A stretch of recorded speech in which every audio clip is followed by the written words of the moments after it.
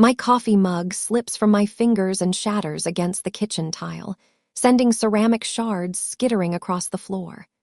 I barely notice. My eyes remain fixed on my phone, thumbs scrolling through image after image of smiling faces gathered in my aunt's sunlit backyard. 42 guests. I count them methodically, as if the number might somehow change if I try again. Cousins I haven't seen in years, my mother's college roommate, even great-aunt Alina who needs a walker to get around. Everyone except me. Before we dive into this story, if you find yourself moved by family dramas like this one, stories of betrayal, resilience, and quiet revenge, I'd love for you to take just a moment and hit that subscribe button. Your support is what makes it possible for me to bring more powerful stories like this one straight to you. Now, let's get into it. The bridal shower photos show tables draped in cream-colored linens, floral centerpieces in Savannah's favorite coral and mint, champagne flutes raised in countless toasts. A celebration meticulously planned weeks, maybe months in advance. A celebration I never knew existed until this moment. The sting is sharper because just last month, I sent Savannah a handwritten congratulations card with pressed flowers from my balcony garden. I'd even offered to help design her wedding materials, invitations, programs, whatever she needed, free of charge, a gift from one cousin to another. My Denver condo suddenly feels cold despite spring sunshine streaming through the windows. The light that warmed me minutes ago now feels harsh, exposing. I realize in that moment I wasn't just forgotten. I was deliberately erased. I sink onto a kitchen stool, memories washing over me like a tide I can't escape. Last Thanksgiving flashes before me. Aunt Patricia's voice carrying across the dining room as she praised Savannah's recent promotion at the bank, vice president at 31. She'd announced, beaming at my younger cousin, always knew she'd make something of herself. Then Aunt Patricia's gaze had shifted to me, her smile thinning, still doing that little hobby of hers, the logos and whatnot. That little hobby that paid for this condo. That little hobby that built a client list including 3 national brands. My parents had sat silently, nodding along, while relatives positioned Savannah as the golden one, right in front of me. Even when I'd mentioned the down payment on my condo, $163,000 I'd saved over 7 years. The conversation had quickly pivoted back to Savannah's engagement ring. My hands tremble as I pick up my phone again. I pull up my mother's contact information and press call before I can talk myself out of it. She answers on the 4th ring, Claire. Is everything all right? Her voice holds that familiar note of concern tinged with judgment, as if she's already decided whatever I'm calling about is an overreaction. There was a bridal shower for Savannah yesterday. My voice comes out steadier than I expected. Everyone was there, why wasn't I invited? A weighted pause stretches between us, then a sigh. Oh, that. Well, Patricia thinks you always make everything about yourself. Savannah deserves her special day. The accusation lands like a slap. Make everything about myself. When have I ever? Please don't start, Claire. This is exactly what we wanted to avoid. Your cousin deserves to be celebrated without drama. I stand up straighter, suddenly aware that my shoulders have been hunched forward, my body instinctively making itself smaller. So I'm drama now, that's what you all think of me. It's not personal, Claire, not personal. The same words my mother uses whenever she wants to dismiss my feelings. My free hand stops trembling. A strange calm settles over me as I realize this isn't a misunderstanding. This was deliberate, planned, discussed. I'm going to call Aunt Patricia. Claire, don't. My mother's voice rises with alarm, but I've already ended the call. I find Aunt Patricia's number and dial, surprised by my own steadiness. When her voice comes through, clipped and impatient, I don't bother with pleasantries. Why wasn't I invited to Savannah's bridal shower? A pause. Then I was wondering when you'd call. No apology, no excuse, just cold acknowledgement. You shouldn't be there. Savannah deserves a day that's just hers, just hers. as if my presence would somehow diminish my cousin's happiness, as if I'm a shadow that might darken her spotlight.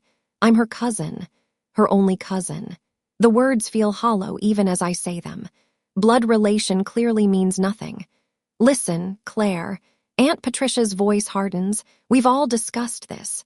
The wedding plans, too. I suggest you don't make this into something bigger than it needs to be. Some relationships in this family are already strained. The threat isn't subtle. Push back. And what little connection I still have with my family might vanish entirely.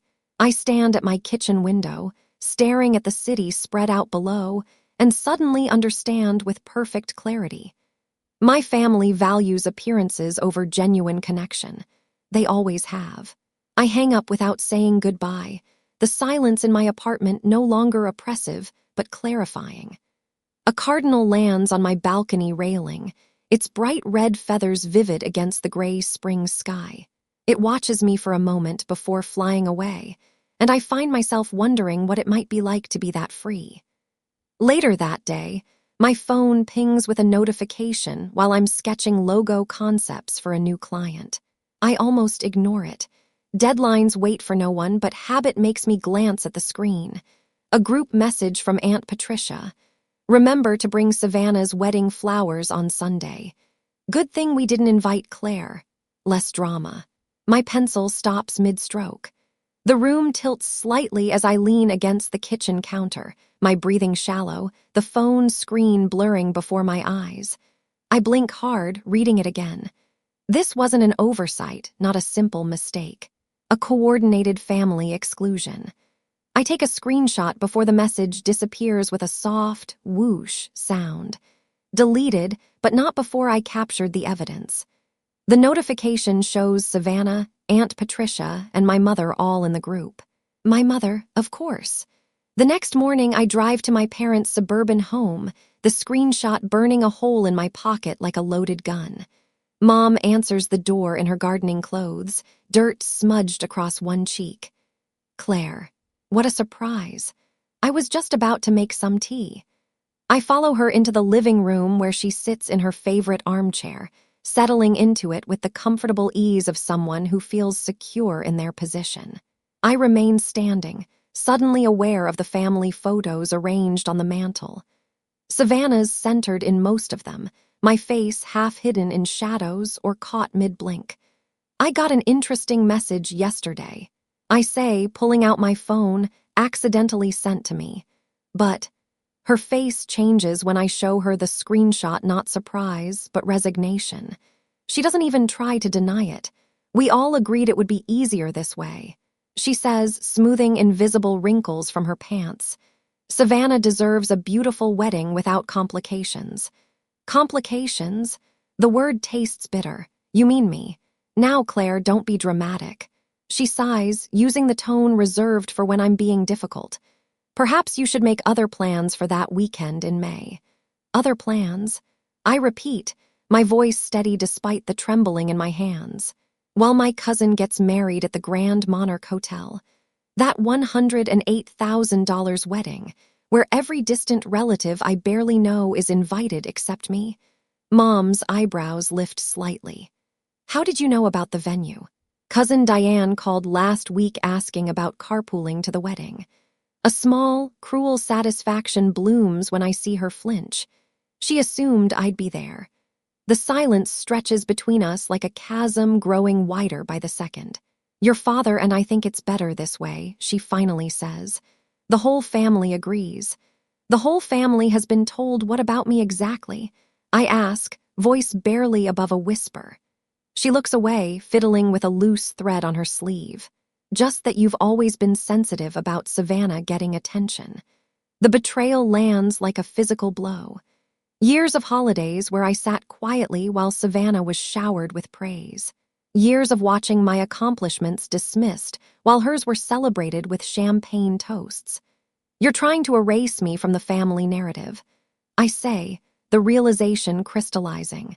Everyone already believes I'm difficult because that's what you've told them. That's not true, she protests, but her eyes won't meet mine. It is true, and now I have a choice. accept being excluded or risk losing what little connection we still have. Mom stands, crossing to the window. I hope you'll make the right decision. Your father and I have been helping with your property taxes. If you make trouble about this wedding, if I make trouble, the words escape in a harsh laugh, like standing up for myself, like refusing to be erased. This is exactly why Patricia thought it best not to include you. Her voice hardens.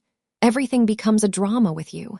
I leave without saying goodbye, driving aimlessly for hours. 3 client deadlines pass while I sit paralyzed in my apartment, unable to focus on the simplest design tasks. 3 days of potential revenue vanish while I stare at my phone, waiting for someone, anyone in my family to say this was all a terrible mistake. No one does. That evening, Dana brings Thai food and wine to my condo, listening as I recount every detail. Unlike my family, she doesn't interrupt or dismiss my feelings. That's textbook emotional manipulation. She says, refilling my glass, they're gaslighting you into believing you're the problem when they're the ones excluding you. Her validation feels like the first sip of water after days in a desert. Patricia and your mom are tag teaming to control the narrative. Dana continues. Classic toxic family dynamics. Later, alone on my balcony, I watch the city lights flicker on as darkness falls. The cardinal returns, perching briefly on the railing before flying away. As I sat there sipping wine gone warm, I wondered whether I should attend the wedding anyway and force a confrontation or step away completely and build my own celebration elsewhere. The family I'd known all my life was slipping away. But was it worth fighting for relationships that caused so much pain? Savannah's engagement photos appear on my Instagram feed at precisely 9:23 a.m. on a Wednesday. I'm midway through my first cup of coffee when her radiant smile fills my screen. Her fiancé gazing at her with practiced adoration against a backdrop of autumn leaves. The caption beneath cuts sharper than any knife could, celebrating our journey with those who truly support us, keeping our wedding intimate with only the people who have always been there. My phone buzzes 3 times in rapid succession. Private messages from cousins I've exchanged perhaps 10 words with at family gatherings over the years. Why are you causing drama during Savannah's special time? Family should support each other no matter what. Aunt Patricia is so upset about your behavior. I set my phone face down on the kitchen counter, my hand trembling slightly. The accusations make no sense until I realize what's happening. They're rewriting history, crafting a narrative where I declined an invitation rather than acknowledging I was deliberately excluded. My grandmother's call comes that evening as I'm washing dishes, her voice wavering with disappointment. Claire, honey, I never thought you'd refuse to support your cousin's special day. The plate in my hands nearly slips. Grandma, I wasn't invited. That's not what Patricia told me. Her voice hardens with certainty. She said you couldn't put aside your jealousy for even one day. After we hang up, I stand motionless at my kitchen sink, water running over my hands until it turns from warm to cold. The family story about me is taking shape without my input. According to Dana, who still speaks with my mother weekly, Aunt Patricia has been sharing tearful accounts of my jealousy issues with anyone who will listen. The following week, Barton Media cancels our contract for their spring campaign. The email is polite but clear. We've heard you can be difficult to work with. We need someone who fits our collaborative culture. 3 days later, Westerly Home Goods pulls out of our preliminary discussions. The loss of both projects carves $31,500 from my expected quarterly income. I track the connections methodically. Barton's marketing director plays tennis with my uncle. Westerly's owner attends the same church as Aunt Patricia. Sleep becomes a distant memory. I spend nights hunched over my computer, redesigning my portfolio website instead of resting. Every pixel adjustment, every color shift feels like reclaiming a small piece my narrative. At 3 a.m., with my eyes burning from screen glare, I wonder how many hours of work it will take to outrun the whispers my once comfortable routine fractures. I stop visiting Primrose Cafe despite their perfect oat milk lattes because Aunt Patricia's bridge club meets there Thursday mornings. I drive 15 minutes out of my way to shop at a different grocery store after spotting my mother's friend Margaret, examining apples in my usual produce section. Checking social media becomes a form of self-harm. Each notification triggers a physical response: quickened pulse, shallow breathing, fingers turning cold. I start documenting every interaction with family in a leather-bound journal, recording dates, exact wording, witnesses present. The evidence feels important somehow, though I'm not sure who I'm collecting it for. The anonymous text arrives on a Sunday morning. Some people aren't stable enough to attend formal events. Your absence is a kindness to everyone. I recognize the phrasing: Aunt Patricia's particular brand of cruelty, wrapped in concern. The phone slips from my fingers onto the couch as something inside me finally breaks. The doorbell rings at that exact moment. I consider ignoring it until I hear Dana's voice through the door. "I know you're in there, Claire. I brought Thai food and wedding magazines." She stands on my threshold, clutching a paper bag from Lotus Garden and a stack of glossy publications. Her camera bag is slung over one shoulder. "What are you doing here?" My voice sounds hollow even to my own ears. Dana pushes past me into the apartment. "Let's plan something that's actually worth celebrating, a day that's about joy, not appearances." I'm about to ask what she means when my mother's silver sedan pulls into the visitor parking space visible from my living room window. My stomach clenches. Client call in 5 minutes. I lie, reaching for my laptop as my mother knocks at the door. Dana squeezes my shoulder before retreating to the kitchen with our food. My mother enters without waiting for an invitation, her eyes taking inventory of my living space as if searching for evidence of my supposed instability. "We need to talk, Claire." She sits primly on my couch, her handbag balanced on her knees. This has gone far enough. The invitations are already printed and the plans are set. What invitations? I remain standing, suddenly aware of the power dynamics at play. Savannah's wedding invitations. She smooths an invisible wrinkle from her slacks. "You need to let this go. This isn't about an invitation." The clarity in my voice surprises even me. It's about years of being treated as less than. My mother's face hardens. "If you can't support Savannah's happiness, maybe you're not the daughter I thought you were." The words should hurt, but instead, they illuminate something I've never seen clearly before. I straighten my shoulders, reclaiming the full height I've spent years unconsciously diminishing around my family. "I'm exactly the daughter you raised." I tell her, my voice steady. "I just stopped accepting the role you assigned me." Something flickers across her face: surprise, perhaps even respect, before she composes herself. But in that moment, I realize a fundamental truth that changes everything. My worth isn't determined by family validation. It never was. Later that evening, Dana and I sit on my balcony, half-eaten Thai food between us. She scrolls through her calendar on her phone. "I have a client photo shoot in Monterey 4 weeks later. Come with me. We'll make it a working vacation.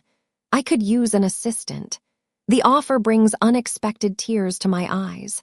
While my family crafts excuses for my exclusion, my friends are creating alternatives for my inclusion. My phone chimes with a text from Marcus. "Just declined my invite to Savannah's wedding. Not going somewhere my friend isn't welcome." The next morning, I wake up and speak confidently about my design business during a networking breakfast for the first time in months. 3 potential clients request follow-up meetings. Something has shifted inside me, a quiet certainty replacing the desperate need for approval. When Dana and I arrive in Monterey 4 weeks later, the Pacific Ocean stretches before us like possibility itself. At a small bookshop near the marina, I meet Elliot, the owner with kind eyes and a quiet laugh who asks thoughtful questions about my design work. "You should see my place at sunset," he says after our 3rd coffee together. I restored an old seaside villa just north of here. The light is perfect for someone with your eye for design. Standing on his terrace that evening, watching the sun sink into the ocean, a thought forms with unexpected clarity. What if the answer isn't fighting for inclusion in a celebration that doesn't want me? What if I wrote a different story for myself entirely? It was on that same terrace, 2 weeks later, that Elliot took my hand and asked a question I hadn't seen coming, but somehow already knew the answer to. He wanted to build something real together, something that reflected who we actually were rather than what anyone else expected. I said yes before he had even finished the sentence. We weren't going to wait or plan something grand and performative. We were going to do it our way, quietly, beautifully, and entirely on our own terms. 2 months later, my phone sits on Elliot's kitchen counter, its screen displaying a half-finished invitation design. The coastal villa's morning light streams through tall windows, illuminating the space where 21 place settings will soon host the only people who truly matter in my life. What do you think about this font pairing? I point to the screen, where elegant script contrasts with clean sans serif text. Too predictable. Elliot leans forward, the scent of his coffee mingling with the salt air drifting through open windows. It feels like you, confident but not shouting for attention. I smile, making a small adjustment to the spacing. For 3 weeks, every spare moment has gone into planning this gathering. Not a reaction to family drama, but a celebration reflecting who I've become. Each element from hand-pressed botanical prints to custom playlists showcases my professional talents while honoring genuine connections. May 22nd. I say, tracing the date on screen. Far enough from Savannah's wedding that no one can claim I'm being competitive. Does it matter what they think? Elliot asks, his voice gentle but challenging. It matters that I know my intentions. I save the file and close my laptop. This isn't about them anymore. For the first time since finding those bridal shower photos, excitement bubbles up without the bitter aftertaste of rejection. I'm creating rather than reacting, building something authentic rather than fighting for space where I'm unwanted. My phone rings, Aunt Patricia's name flashing on screen. I consider letting it go to voicemail, then decide against it. I'm done hiding. Hello, my voice comes out steady. Professional. Claire. Her voice could freeze water. What's this I hear about you planning some vacation during family wedding season? You need to take down those social media posts immediately. I frown, confusion momentarily replacing caution. What posts? Dana's photography page, the save the date announcement for your event. At a seaside villa, on May 22nd. My stomach drops. May 22nd. But Savannah's wedding isn't until July. Silence stretches between us. When Patricia speaks again, her voice drips with artificial sweetness. Oh, didn't you know? The date was moved weeks ago. May 22nd at the Grand Monarch Hotel. Everyone's been informed. Everyone except me. So you're having your little party the same day as Savannah's wedding. The accusation hangs in the air. Family will take sides, Claire. Think about what you're doing. My first instinct is panic. Should I change my date? Apologize for a conflict I didn't create. But as Patricia continues listing reasons I should rearrange my plans, something hardens inside me. I look at the invitation design, at Elliot setting coffee mugs in the sink, at the home that welcomed me without conditions. I won't rearrange my joy to accommodate your judgment. I say quietly, what did you just say to me? The date stays, Aunt Patricia. Anyone who wants to attend either event should follow their heart. You've made yours clear. I end the call before she can respond. Elliot watches me carefully, waiting. Apparently Savannah's wedding is the same day as our celebration, I tell him. Complete coincidence. Do you want to change our date? The question hangs between us. With both ceremonies now scheduled for the same day, I faced a choice. Postpone my celebration to avoid conflict, or proceed with the day Elliot and I had planned. Was preserving peace with people who excluded me worth disrupting my own happiness? No, I answer finally. We're keeping our date. Elliot nods, understanding without needing explanation. This is the difference between chosen family and blood ties. One requires performance, the other offers acceptance. Later that afternoon, my phone buzzes with Dana's message. Saw your final invitation design. Gorgeous. Consider photography services my gift to you both. I smile, typing back my thanks. Within minutes, a group chat forms with friends, coordinating travel plans, turning our gathering into a weekend celebration. Marcus offers to handle wine selection, while Renee wants to arrange flowers from local markets. You focus on the creative stuff. Elliot says that evening, showing me spreadsheets, tracking accommodations and transportation. I've got logistics covered. As we work side by side, him managing practical details, me designing personal touches, I realize we're creating something neither of my parents would understand. This isn't about reaction, but intention. Not about competition, but completion. My phone begins buzzing constantly with family messages, but friends create a protective buffer. When Aunt Patricia sends a paragraph about selfish choices, Dana responds with oceanfront venue photos. When my mother texts asking how I could do this, Elliot hands me paint swatches for table settings. I had flown back to Denver the week before, needing to meet with clients and collect some things from my condo, and Elliot and I were managing everything together across the distance until the ceremony. A week before our celebration, an unexpected text arrives from my cousin Diane, whom I haven't spoken to in months. Grandmother's asking questions about why you weren't invited to anything. Patricia's story isn't holding up anymore. I read it twice, unsure how to respond. The next day, another message arrives, this time from Uncle Raymond. Something doesn't add up about this wedding drama. Savannah keeps changing her explanation. The family narrative, so carefully constructed, begins showing cracks. Different relatives have been told different versions of my exclusion, and the contradictions are becoming noticeable. When my grandmother's name appears on my phone that evening, I answer immediately. Claire. Her voice sounds smaller than I remember. I'd like to hear your side of this wedding business. Before I can form a response, another call beeps through my mother. I let it go to voicemail, focusing on my grandmother's questions. Later, I listened to my mother's message, her voice strained with forced casualness. We need to talk about a compromise. Can we meet tomorrow? It's urgent. I set the phone down, looking out at the Denver skyline as the last of the day's light faded from the sky. For the first time, the thought of facing my family doesn't fill me with dread. Whatever comes next, I'm standing on solid ground. The knock on my door comes at 9:01 on a Wednesday morning, 3 days before my ceremony. Through the peephole, I see my mother clutching her purse with white knuckles, while Aunt Patricia stands beside her, designer handbag dangling from a tight grip. I consider pretending I'm not home, but the truth needs addressing eventually. Claire, sweetheart. My mother's voice carries forced cheer as she steps into my condo. We thought we should talk. Aunt Patricia follows, her gaze sweeping critically across my living room where design samples for my ceremony with Elliot lie neatly arranged. This has gone far enough, she says, not bothering with pleasantries.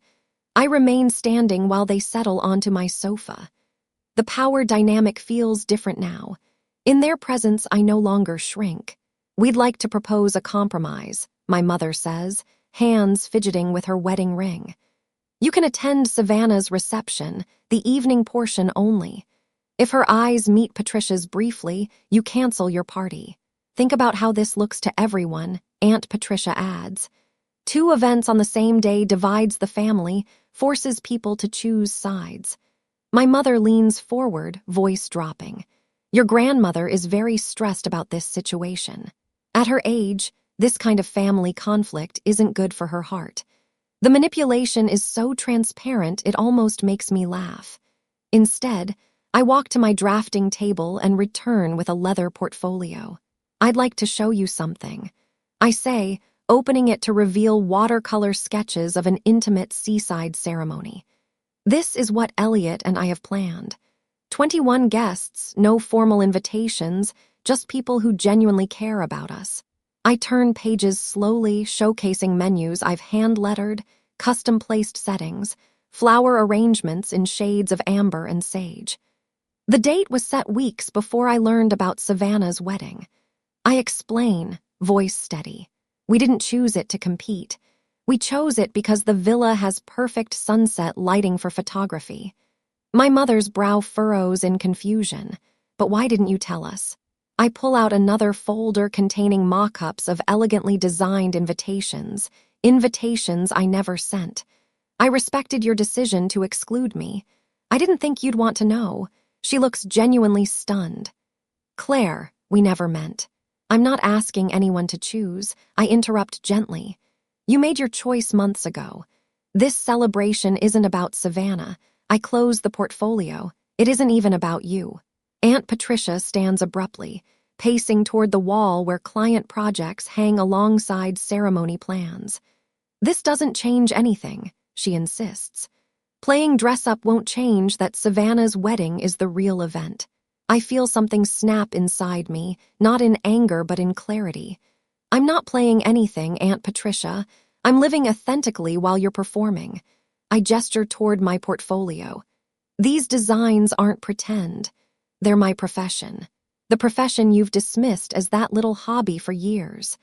I slide a brochure across the coffee table. This is my wedding portfolio. 3 national brands have hired me based on these designs. While you were telling everyone about my jealousy issues, I was building a business that pays for this condo. My mother sinks deeper into the sofa, eyes lingering on a photo of Elliot and me at his villa. For the first time, she seems to see beyond her sister's narrative. Were we really that cruel to you? She asks quietly. Aunt Patricia snorts, grabbing her purse. This is ridiculous. I'm not sitting here while she twists everything around. She storms toward the door but pauses with her hand on the knob. Savannah's wedding costs $108,000. It's at the Grand Monarch Hotel. There will be 185 guests. That's what a real celebration looks like. I smile, not unkindly. That sounds lovely for Savannah. I hope she feels truly seen there. After Patricia slams the door, my mother remains seated, looking smaller than I've ever seen her. You taught me I wasn't worth including. I tell her voice soft but firm. I taught myself I was worth celebrating. She opens her mouth to respond, but her phone chimes with a text.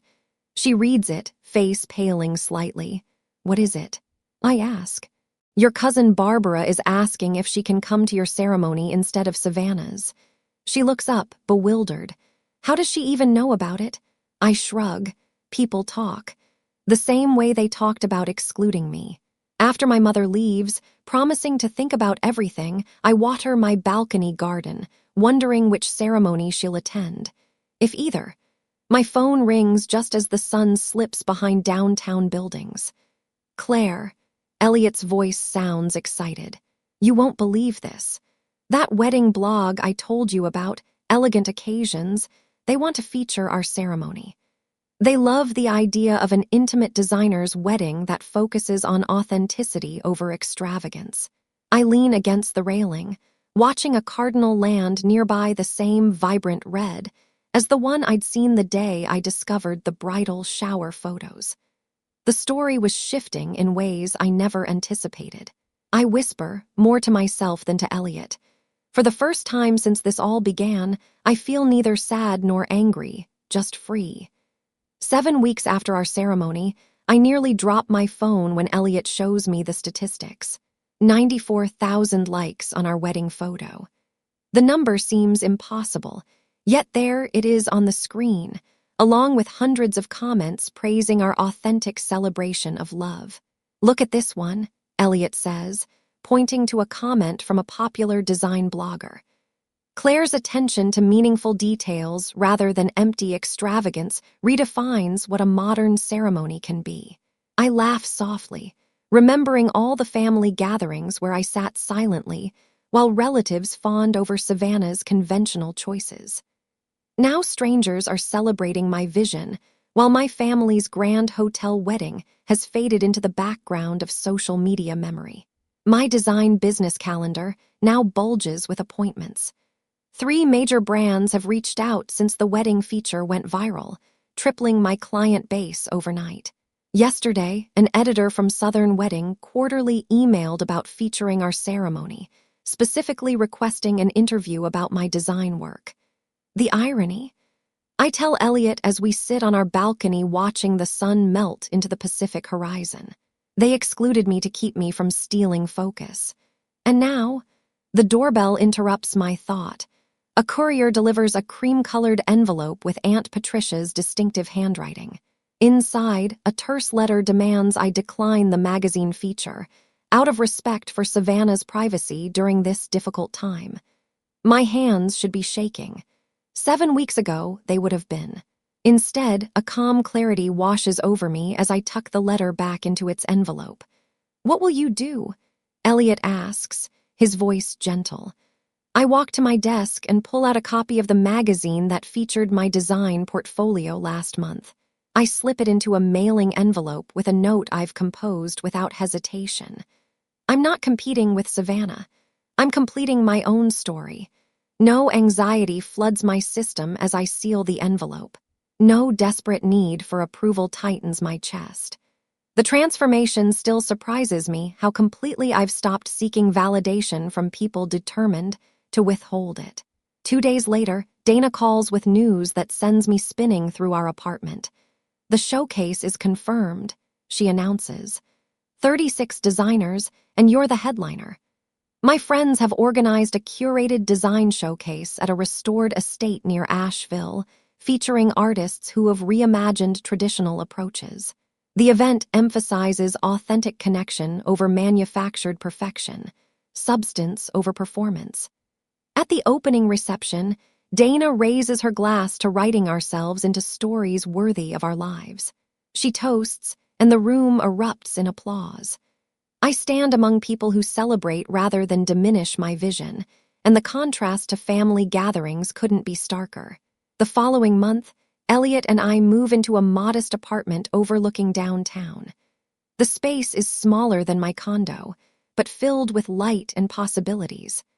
My calendar now includes speaking engagements about authentic design, alongside client meetings with companies that value substance over flash. I'm arranging prints for my office wall when the doorbell rings. I hadn't heard from Patricia or Savannah since the morning visit weeks earlier, so seeing them both standing at my door came as a surprise. When I open it, Aunt Patricia stands there with Savannah slightly behind her, tentative. "We need to talk," Patricia says, pushing past me into the apartment. This has gone far enough. Savannah looks uncomfortable as Patricia continues. Was all this necessary? The magazine? The showcase? Were you so determined to make a point? I study their faces and feel a surprising wave of compassion. "You think this is about you?" I ask quietly. "It's the first time I've celebrated without worrying how you'd twist it. That's all." They leave shortly after, Patricia stiff-backed and silent, Savannah with a backward glance I can't quite interpret. As I watched them leave the apartment, I wondered if healing family wounds requires both sides to acknowledge the injury, or if sometimes the healthiest path is to simply tend your own garden and let others make their choice. What would you do? Work to repair relationships that cause such pain, or focus on nurturing the connections that helped you bloom?